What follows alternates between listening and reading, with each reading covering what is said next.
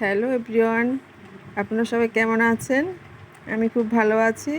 তো আমি আবারও টিউলিপ মিনি কিচেনে একটি নতুন ভিডিও নিয়ে চলে এসেছি আপনাদের মাঝে।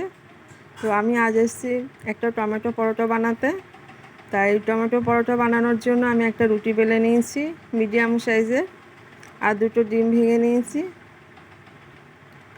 ডিমটা একটু ফাটিয়ে নিলাম, আর এদিকে আমি গোল গোল করে টমেটো কেটে নিয়েছি আর গোল গোল করে পেঁয়াজও কেটে নিয়েছি।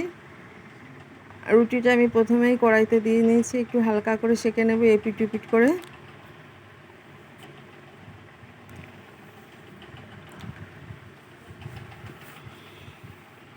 তো কড়াইতে আমি একটু তেল দিয়ে নিচ্ছি। রুটিটা আমার সেঁকে নেওয়া হয়ে গেছে। আর এবার আমি টমেটোগুলো গোল গোল করে যেগুলো কাটা ছিল সেগুলো আমি বসিয়ে দেব।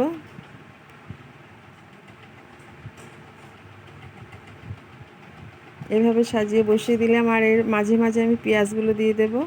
পেঁয়াজও গোল গোল করে কেটে রেখেছিলাম।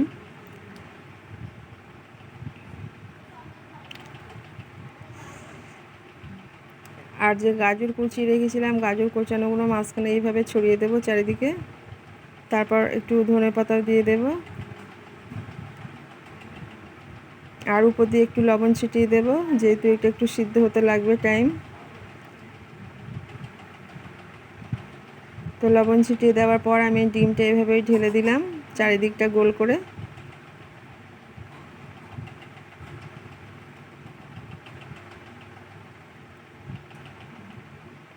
ডিমটা কিছুক্ষণ রেখেছি, তারপর একটু লবণ দিয়েছি ডিমের উপরও আবারও একটু।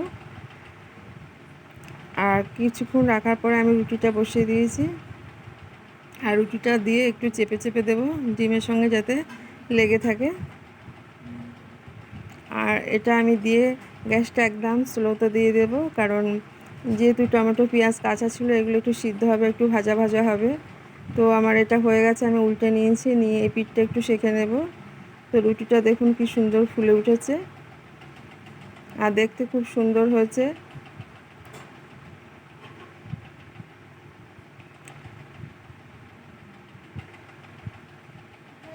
তো আমার এই পিঠটাও সেঁকা হয়ে গেছে, আমি একটা প্লেটের উপরে তুলে নিয়েছি। নিয়ে একটু সস দিয়ে নেব আমি। টমেটো দেওয়া ছিল, টমেটো রুটি বানিয়েছি, তার উপরে একটু সস দিয়েছি হালকা করে। আর একটু বাদাম নিয়েছি, বাদাম এভাবে একটু সাজিয়ে দেব, খেতে ভালো লাগবে। আর ধনিয়া পাতাও দেবে একটু অল্প করে। তো আমার রুটিটা সাজানো হয়ে গেছে। তো কেমন হয়েছে? আমার তো খুবই ভালো লাগছে। তো বন্ধুরা, আপনাদের কার কার এরকম ডিম রুটি বা টমেটো রুটি ভালো লাগে অবশ্যই কমেন্ট করে জানাবে।